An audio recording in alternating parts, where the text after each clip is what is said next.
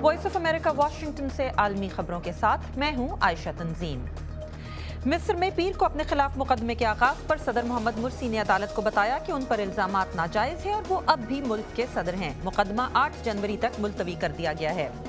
रूस के दारुल हुकूमत मॉस्को में आज हजारों अफराद मुस्लिम तारिकीन वतन की मौजूदगी के खिलाफ मुजाहिरा कर रहे हैं। शहरी हुकूमत की मर्जी से होने वाला ये मुजाहिरा उसी इलाके में किया जा रहा है जहां 3 हफ्ते पहले फसादात हुए थे।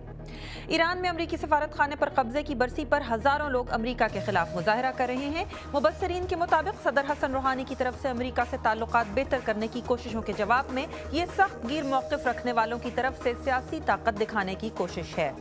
और इंडिया कल मरीख के मदार में अपना पहला खलाई जहाज भेजने की तैयारी कर रहा है। ये आलमी खबरें आप देख रहे थे वॉइस ऑफ अमेरिका वाशिंगटन से। मजीद खबरों के लिए देखिए urdu voa.com।